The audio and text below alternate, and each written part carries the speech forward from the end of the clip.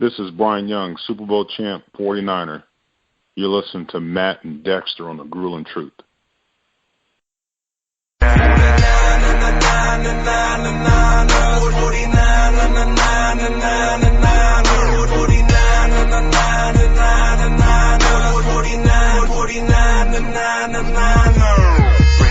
Welcome, everybody, to another edition of the 49ers Weekly Show on the Grueling Truth Radio Network, brought to you by Gridiron Mo, a new interactive football app that lets you call the offense or defense in a live NFL game and compete against others around the country. Check it out at gridironmo.com, also at thegruelingtruth.net.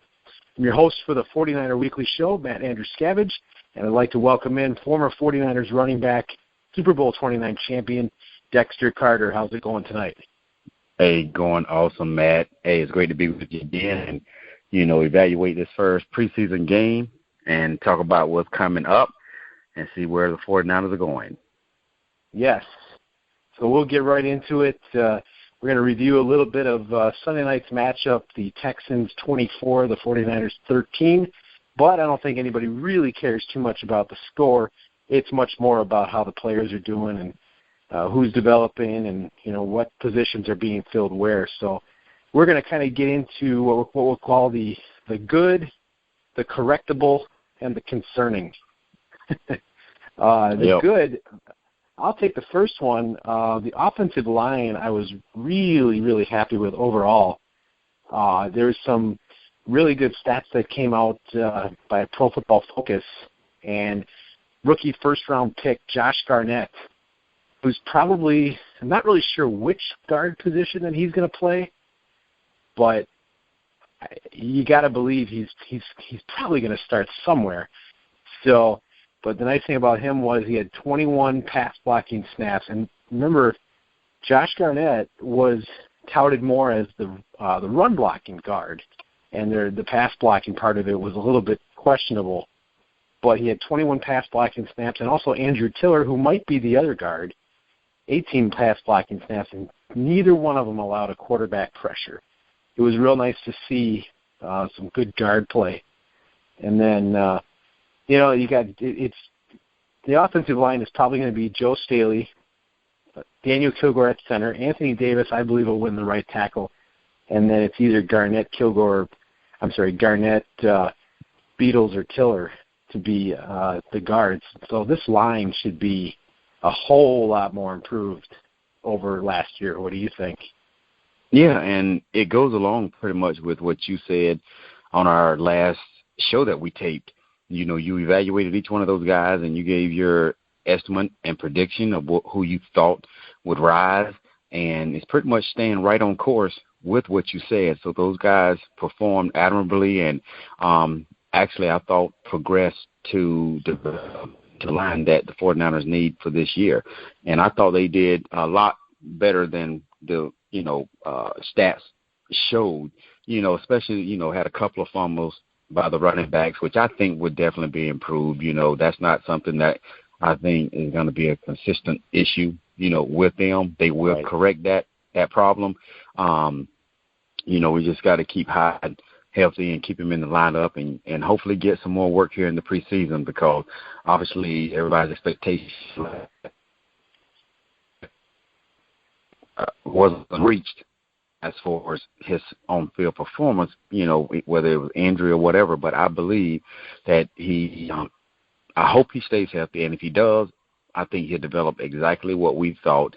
Everybody's high on, Dallas's first-round draft pick out of Ohio State, and I think, Hyde was the, what everybody aspired to be, even Ezekiel, at Florida State. So I think we still got a very, very good quality potential all-pro Pro Bowl player that I think would lead this team for years to come. And, with that line developing into what they are developing into, I think that's only going to make it even better for Hyde to be productive.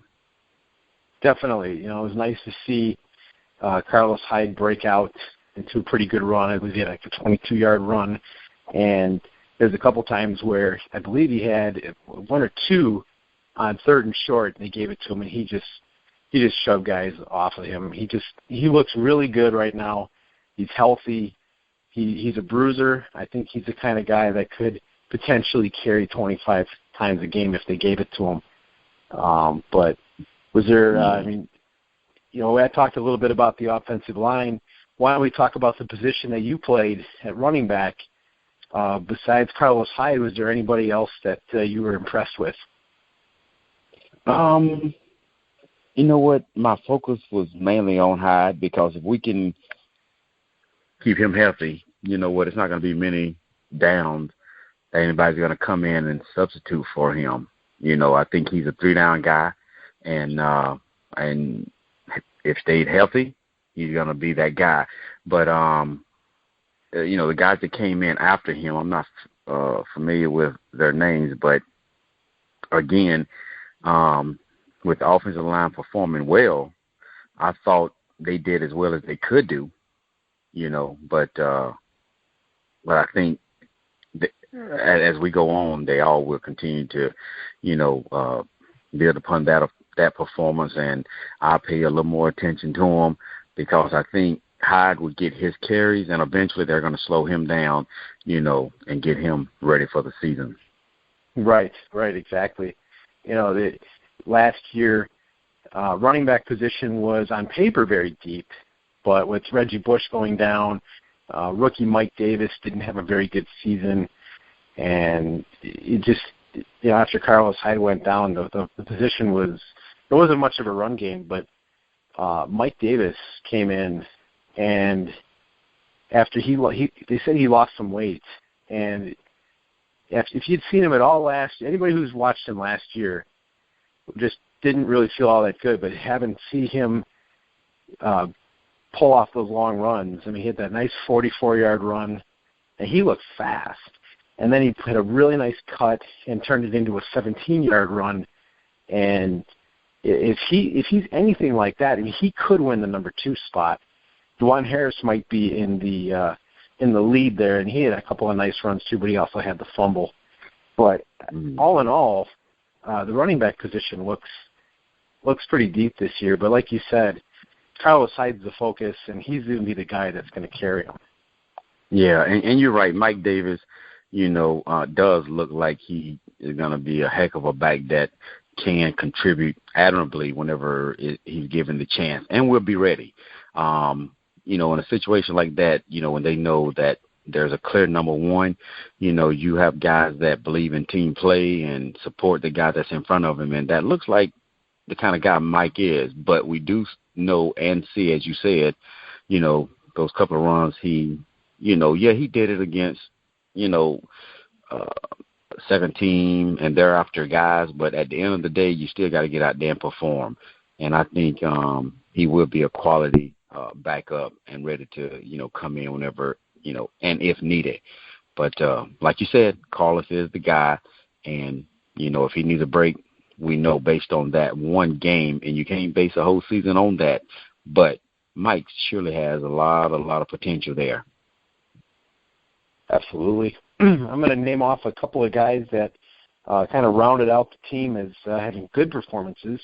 Tight end Vance McDonald came in, led the team with 2 catches for 54 yards and had that nice 43-yard touchdown where he put a move on a guy, and that was nice to see. It didn't have to be an overly impressive route or catch or anything, just the fact that he's out there and he held on to the ball and he made a move and he scored. That is what 49er fans have been waiting for to see out of Vance McDonald. He kind of ended the season last year with some good play, so it's nice to see him pick up where he left off.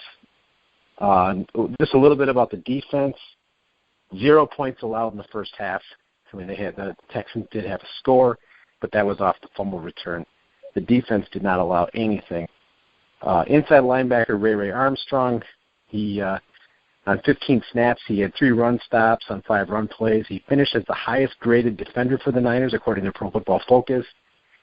Nick Bellore had a nice productive night, and he had the 3 pressures, the 3 defensive stops, and then he also had that uncontested sack, which was pretty nice. He just on a blitz. And the top rush grades went to Tank Carradine, who had the hit and the 2 hurries, Corey Lemonnier, and then also Bellore. So it was nice to see the defense play pretty well. It wasn't it wasn't like a dominant performance or anything, but it was a solid performance, especially against the starters. Yeah, and you were talking about Ray Armstrong, and I tell you what, he did have a solid performance, and he came into the league with much potential, and, if he reaches anything close to what everyone thought he would have, he'll be a heck of a contributor on that already good defense, especially in that linebacker area, very, very strong, led by Navarro, of course. But Ray sure shows some signs of,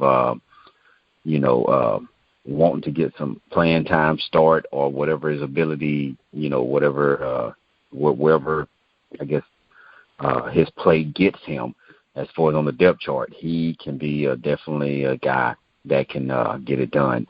But going back to the tight end, that was very impressive. A nice throw by Gabbert, one of, his best throws of the night, but coaches are always looking for yak yards after catch. And that was a great confidence builder, for him on that particular play to get into the end zone. No doubt. Like you said, the yards after the catch, that was, when you played, was that not what was always stressed by the offense? If you're going to get a short pass, you're going to do everything you can to get yards after the catch. Yards after yak for the running backs was yards after contact, and yards for receiver is yards after catch. So it's not about what you do, before you get the ball. It's about what are you going to do after. It's very seldom you score a touchdown without ever being touched. So you've got to break tackles, you've got to, get through arm tackles, and you've got to catch and score. So he who does it better usually puts his team in a position to win. And again, he who does that usually is the one who's getting most of the playing time on the field. Most definitely. Well, we'll move into the areas that, they weren't great, but they are correctable. Like you already mentioned, we had the Carlos Hyde and DeJuan Harris each fumbled the ball. It's not something you want, but like you said, I don't think that we should be concerned at this point that that's going to be a problem throughout the year. Fumbles happen, and that is what it is. Other thing, the defense didn't force turnovers in this game, but you're not going to have it every time. But hopefully, we'll see the defense come up with a couple of turnovers, and that would be a good thing to see. Absolutely. DeForest Buckner didn't, first-round pick, didn't have, like a real impactful day, but he also didn't have a bad day. I think it's important to remember that Eric Armstead, last year's first-round pick, did not play, and the two of them together, I think, are just going to be quite the force on the defensive line. Both 6'7", both 290, and it's going to be fun to watch them. Absolutely, and, nothing to fret, because there's so much more productivity and learning that's got to come in the preseason. Every rookie goes through a transition. He's got so much more building to come based on what he's got to learn. So I wouldn't fret if I was a 49er fan. I'm sorry. As a 49er fan, I'm not fretting about it. He's gonna be all right. His frame, his ability, once things start to slow down for him, which means he's beginning to catch a hold of the system and understand what is expected of him on the pro level, it's going to slow down, and he's going to speed up as his performance, based on his performance. So he's going to do extremely well. I'm excited about that combination whenever they do get closer to the season. It's going to be awesome. I mean, and, defense usually wins championships, and the offense brings the show. So just got to get those playmakers at receiver healthy, Hyde get started back and find the quarterback that's going to lead this team, and defense will handle their business. Oh, definitely. A defense I really believe is going to be good this year. And like you said, as far as quarterback, whichever quarterback ends up leading the team, I believe is going to have a decent year. You mentioned quarterback. Gabbert had a nice day. He had a couple of nice scrambles for first downs, made a few nice throws. The correctable, he had a couple of pretty inaccurate throws, too, to be fair, that were just kind of head-scratchers, like, whoa, what was that? But it didn't – and I wouldn't say that he seized the opportunity necessarily with Kaepernick out. So at this point, there's really no change. We don't really know who the quarterback's going to be, but right now it's Gabbert because there's not really a lot of challenge behind him with Kaepernick out, but I'm sure that's going to change soon. Right, and Chip also said, very straight to the point that Kaepernick, it's still an open competition. Even though he missed that game, as we said, Gabbert did not just seize the opportunity. And even if he played lights out, he wouldn't be a named starter. I mean, it's preseason. It's the first game. And I believe Chip really wants to see what Kaepernick can do. And I think he's going to give him a chance. I don't think we can go 3 games into the preseason and Cap not play and then everybody have the hope that Cap's going to be the guy. I think he's got to find a way to get healthy, surely within the next 2 weeks. Hopefully the next, I can see this next game, but the game after that, he's got to play. He's got to play so it can be the quarterback, not just the quarterback battle, but one of them's got to seize the job. And Gabbert's performance didn't show the ability that he was seizing the opportunity. Again, it was the first preseason game. Nobody really played lights out across the league at all, really.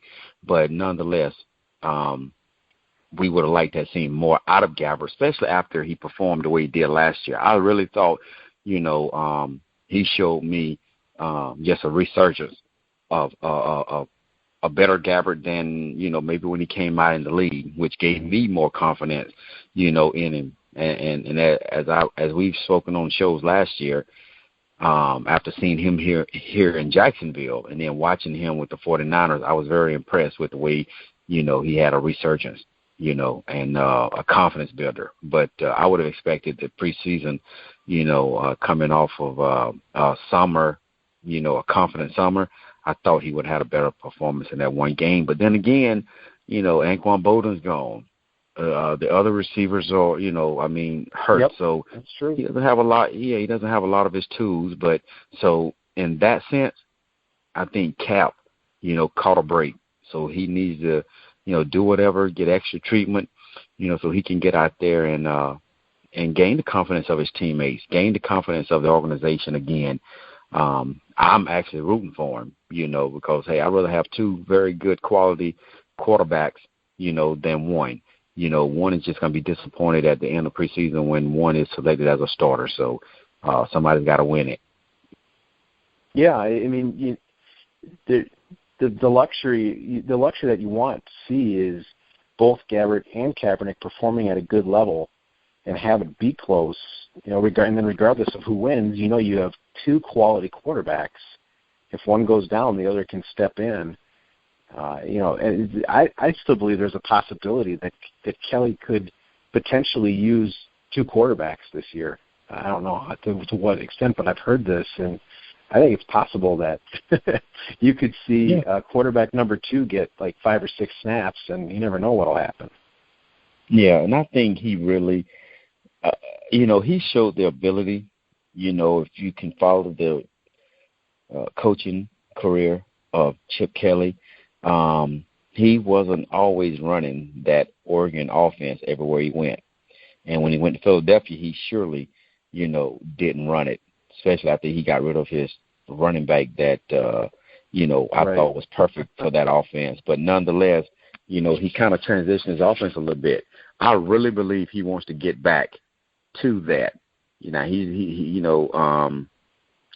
I don't think, it's going to be quite what Oregon was able to do. But I tell you what, if there's a quarterback in the league other than, Tennessee's quarterback that ran that offense, Cap surely could do it. And I think he's rooting for Cap so he can see if it can really work. So, Cap has no choice but to get healthy and get out there and try to win that job back.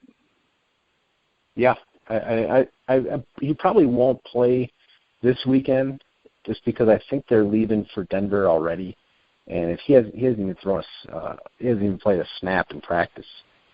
So unless something changes drastically by tomorrow or Thursday, I got to believe he's sitting out this week. But hopefully he plays on the 26th against Green Bay because, the third game is usually the big game where you play the starters a little bit more. So it'd really be good to see Gabbert and Kaepernick out there playing the majority of the snaps and see that would be to me the true competition day in a preseason game. So I'm hoping to see that. Yeah, and yeah, and we're talking about Cap and talking about the potential of Kaepernick and all of that, but and one thing that I failed to, really seize the opportunity to kind of pick out the good points of the offense and what they did. Yeah, there was guys, receivers not really there, and Gabbert didn't really, have a awesome game. Hyde did pretty good, but preseason isn't all about stats. But that offense put up, I believe over 300 yards in the first half. Right. So yeah, we lost, but if that's any indication of what the Chip Kelly offense can do and not have its parts fully functioning at full throttle and not even have his quarterback, whoever that will be, playing at a high level. And then you saw the couple of runs by Mike, and then, we already know what Hyde can do. Really, and we know what the defense is going to do, so that should really create some optimism, in the 49er empire on what they may see this season. Oh, definitely. I really do hope that there is some optimism. I mean, we all understand the frustration of the last 2 years, and just from where the Niners were at the end of the 2013 season, after 3 years of basically being among the top teams in the league, if not the top, and for it to just go the way it's gone the last couple of years, of course everyone's frustrated. Of course everyone wants to see them get back, but it doesn't just happen in a blink of an eye.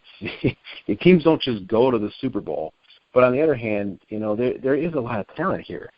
This team has a lot of really good young talent, and there's got to be some optimism with the core of the team, the offensive line, the front seven of the defense, even the secondary. We don't know who the corners will be, and we'll get to that in a second, but there's so much young talent on this team, and I just really hope that Coach Kelly and whoever the quarterback ends up being are going to be good fits, because if the coach and the quarterback is going to work, then the Niners are going to be a playoff team pretty soon. If not, I don't think they'll be one this year, but I think they'll really have a shot next year if things go right and they start moving in the right direction. But yeah. Well, what are your thoughts on that? Yeah, well, I think that to make an offense go, yes, there are some pass-happy teams in the league. The rules kind of encourage that, but if the 49ers got anything really to come out of that game positive about is, not just the overall yardage, but I think including Gabbert, they had 10 guys at least have one rush over 10 yards, that all contributed to, approximately about 160 yards rushing there in the first half. So, we can be negative and look at what needs to be done, but there were some definite things that this 49er team is going to build upon. And what a confidence builder once again for that offensive line, that did a great job regardless of who was in there at running back. Gabbert had, I think, a 13-yard scramble, but other than that, these running backs, man, hey, Hey, I love to get in there and pop off, a 10, 14, 15-yarder. And, there was more than 2 or 3 that did that. So I think that's a very good thing to look forward to. Yes, most definitely. There are a couple of concerning things. I go through the quarterback depth, with Kaepernick being hurt. Thad Lewis came in, had a couple of nice plays, but he tore his ACL, and he was replaced today by Christian Ponder. And then so now they have Blaine Gabbert, rookie Jeff Driscoll, Colin Kaepernick, and then Christian Ponder. So, I'm not sure. I really doubt that they're going to keep 4 quarterbacks, and it's more likely that Ponder is a camp body, and where they're going to kind of just try it out, see what he can do, and then depending on Cap's health. But right, and it's probably a good move to get him. Yeah, and you usually can tell those guys that teams bring in for camp bodies. I know Ponder has been a journeyman, maybe in the last couple of years, but in my opinion, he probably doesn't look like the most athletic quarterback, but having the opportunity to, coach at Florida State when Ponder was our 3-year starter, he showed the ability to be a playmaker, run out of the backfield, and throw the ball pretty well. Not sure what happened when he was in Minnesota, other than them bringing in the young leader for this team to lead them into their future. But Ponder is a smart, intelligent player that I think will take advantage of the opportunities that he does get. But I don't think anybody's looking for him to unseat Gabbert or Kaepernick. But I think he could very well get that 3rd spot and be very productive if given the opportunity. Right. Yeah, I mean, I think he would make a quality backup at this point in his career with everything that's going on. I think the potential is still there for him to be a quality backup. So we'll see what ends up happening there. The cornerback position, there's a couple things. Keith Reeser, who has been really lighting up in camp, he fell down. He had a really good chance at an interception on a jump ball opportunity, and he kind of fell down and gave up the reception. Nothing, too concerning, but you would have liked to have seen. Keith Reeser and also Kenneth Acker, both those guys came in 2014 and weren't able to contribute much. Acker started last year. He was probably the most concerning because he just didn't have a good day. He started games last year, and on Sunday played with a 3rd string. It got beat, had penalty, missed tackles, and it just wasn't a good day for him. So we'll see if he ends up picking it up. There's so many corners between the rookies from this year, the rookies from last year. I feel like they've got 100 cornerbacks, and it just takes one or two bad games, and I'm not sure if they're going to make the roster. But so we'll see what happens at corner. And then on wide receiver, we off the air we were talking a little bit about DeAndre Smelter. A lot of talent there. He was the red shirt in the 5th round last year. He's a big guy. And they say he's got just giant hands, like 11-inch hands, and it's just he's having a little bit of a nagging injury. So we'll see if he ends up getting out there. And just not a lot of noise from the wide receivers on Sunday's games. Yeah, and I didn't pay a whole lot of attention, to the wide receivers. One, it wasn't like it was a whole great deal of throwing, but the guys weren't really it's changed a lot. So I think we'll see more as we go into the next couple of preseason games, when hopefully the passing game will get a lot better, and the injured ones would get in there and play, and then we can honestly evaluate and see where the 49ers are. I think the running game is going to be there, and I have no reason to think the passing game won't develop once guys get healthy. And offense comes along a lot slower than the defense. The defense, I don't care what team it is in the league, even colleges, defense are so far ahead of the offense. So I think it's no time to fret right now. I do think those things on offense, will develop at receiver position, continue to develop at running back and get better, obviously, with Hyde and Mike there. But we can look forward to that getting better as we go into the second and third preseason game. I totally agree. Hey, you don't face everything off one game. You're not going to get dynamic performances out of every position in one preseason game. So we'll be looking forward to the next couple of preseason games and see how it all shakes out. I know that they're going to Denver this weekend. You hope to see a little bit more out of Blaine Gabbert. But, what was one other guy that I wanted to bring up? He's kind of been the talk. He was on one of the bright spots. I forgot to bring him up was defensive back Chris Davis.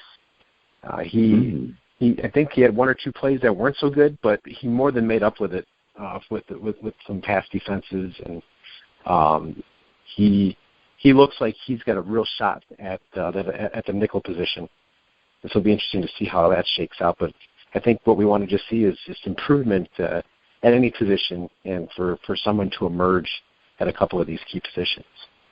Right, and the one thing that looking at defensive backs, it's hard for fans to look at it in the view in which we look at it.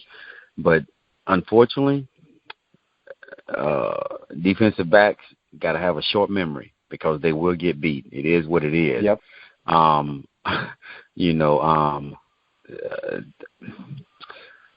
guess we want perfection from defensive backs, but there's not many like the Petersons, the Shermans, right. The Reeveses that can go out there and literally, and now the kid from that was Carolina, but now with the Redskins, that can really, Josh Norman. physically dominate a game, and very seldom, get a pass thrown on them. That doesn't happen all the time, but that doesn't mean that there aren't great defensive backs that get beat here and there. And, and that's what you just mentioned, about our defensive backs. But they're going to be got some good young ones. We talked about it last year about the potential, and it's still potential. But I think they're growing, and they're growing into, quality defensive backs. So, again, when you got linebackers and defensive linemen like the 49ers got, it should only help those corners that are continuing to develop in this league. So they've got, some more developing to do here as we go through this remainder of the preseason. Well, playing corner in this day and age with the rules that are there, you're basically playing with one hand tied behind your back. That's right. That's right. Like you said, you're going to get beat. It's going to happen. There is, even in the great '94 season, Dion got beat a couple of times. It happens. Like you said, you just got to have a short memory, and you just move forward. And so we're not going to get perfection out of the corners, at this point. No. So hopefully they're just going to have more good days than bad days. That's right. Yeah, and Dion didn't get beat very much. Probably can count him on one hand. Exactly. Maybe 2-3 times that year. Yeah. Gave the quarterbacks enough confidence, to throw it his way so he could pick it off and take it for 6. So in reality, he probably did it on purpose. He got bored over there. Well, they never threw at him. He just sat over there. Every time he didn't even come back to the huddle. He just kind of sat out there. That's right. That's the one thing that the 49ers and Dallas, I know we did it. I heard Dallas did it. Florida State started it, though. Hey, they cut the field in half. Right. Because they knew Dion was going to close that side of the field down. So they only game planned for, the other half of the field. So, those times, we could talk about the Reeveses and the Petersons, and they are great backs. And, but Dion was just in the class by himself. But then again, we're getting off target. That's not what we're here to discuss. We do hope that our DBs aspire to be great such as that. And, you never know those diamonds in the rough, man. So at some point they've got to grow up and be something greater than what even they thought they could be. And I think, they got that potential. Absolutely. Well, we'll be definitely reviewing the preseason a little bit more as it goes. So the last thing I want to go into is you had a great opportunity to spend some time out with Eddie DeBartolo and his Hall of Fame induction. Went to his party and saw some of your teammates. Why don't you tell the listeners a little bit about your experience there? No, it was incredible. It was my first experience, at the Hall of Fame, and I couldn't give up the opportunity to, support Eddie D. And, of course, he invited, myself and I'm sure all the other players, and we had a nice contingency of former 49ers that were there. But going to his Friday night party just showed that there were so many people, that supported Eddie. And I remember back when we won the Super Bowl, and you had players like Ricky Jackson and Dion and Richard Dent, Gary Plummer, those guys that came in, and for that 1 year, and because they wanted to be a part of a winner, they believed it. And then to go to his induction party and see guys from Jim Brown to Dan Marino to Tony Dorsett to Marcus Allen to Jerome Bettis to Warren Sapp, Derek Brooks. And I'm not saying our guys, but our guys were there.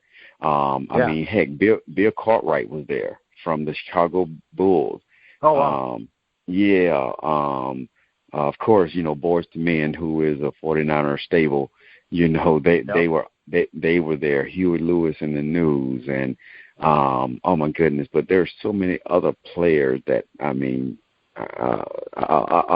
of course, his Hall of Fame mates, Orlando Pace was there. It was just incredible. It was just the typical Mr. D party. You don't pay for nothing. If you drink well. If you eat well.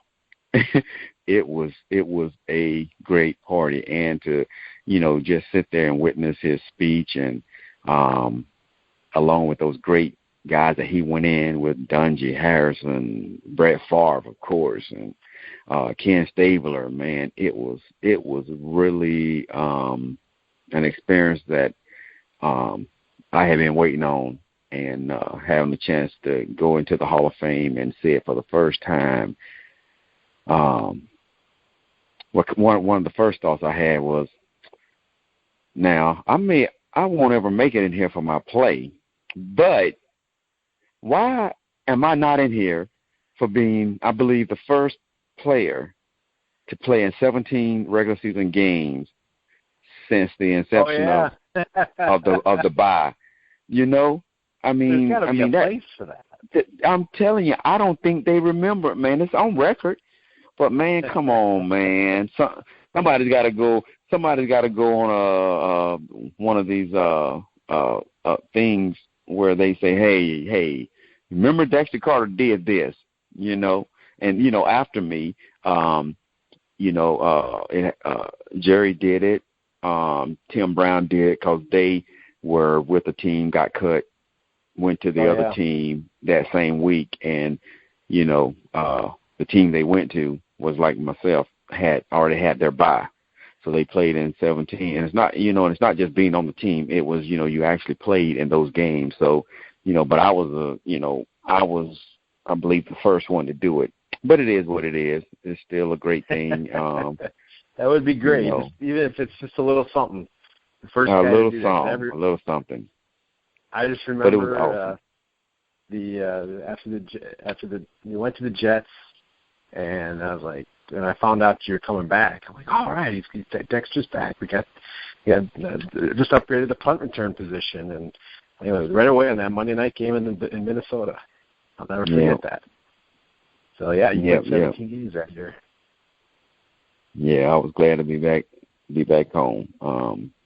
But the Hall of Fame was a great weekend, and I surely appreciate, Mr. D inviting me, and because as I said, I had never been there, and having a reason to go, and I was at the right point in my life, to be able to go and support him. So wonderful experience that I never ever forget. And as you saw, lots of good pictures, a lot of great pictures, my man. Yep. Yeah, and I finally pictures. I'm like, man, I want to go. Yeah, and I finally had a chance to tell Tony Dorsett, because when I grew up, when I started playing football at 8 years old, my mom got me involved, and she was a Dallas Cowboy fan, so I became a Cowboy fan. Sure. And I, when I was out in the yard, I was Tony D. I was Tony Dorsett, and to have a chance to, see him and realize the reason why I liked him was validated. One, he was a great player, but the man, I swear, I'm 5'9" 3/4. He got to be 5'9", and he made me feel way back then as a little kid in South Georgia that one, if Tony D could do it, I could do it. So he inspired me, and had no idea he was inspiring me. So, so I was the person that I was, but he surely did, set a standard that allowed young, small, average-sized guys like me believe that, dreams could come true. That's right. Well, we're gonna close out for tonight, but be sure to catch the 49ers at the Broncos this Saturday night, and be sure to watch for write-ups on theninerempire.com, and we'll be catching everybody soon with another show. Also on the Grueling Truth Network, be sure to listen to, if you're into baseball, Out of Left Field, really good baseball show on Friday nights. If you're into the CFL, Monday nights we've got a CFL Pick'em show with CFL Hall of Famer Dieter Brock, and also former CFL running back Robert Drummond gets on there and they pick all the CFL games. That's a good show. And there's going to be other shows on the Grueling Truth. Be sure to check that out on thegruelingtruth.net and on the Facebook page. So we'll be paying attention to the 49ers Broncos games, and we'll doing a little bit of analysis of that after the game. So any final words, Dexter? You know what, just stay tuned and see how the 49ers develop going through the preseason, and we'll talk more about each position. And we didn't talk very much about him tonight, but I don't really know the status of Jeff Driscoll, but I don't think he wasn't the one that tore his ACL, but he's one that living in Florida and seeing him at the Gators and obviously transferring for other reasons, but guy his size and and went to Louisiana Tech and actually performed well. So it'd be interesting to see if he gets an opportunity to throw the ball around a little bit, how he does. Absolutely. So we'll be watching out for all that, and hopefully Driscoll will probably have a real good chance to make the team. So we'll be continuing to break down positions and review the games as we get closer to the regular season. So be sure to stay tuned throughout the preseason and, of course, going into the regular season. So for Dexter Carter, I'm Matt Andruscavage. You've been listening to the 49ers Weekly Show on the Grueling Truth Network, where the legends speak.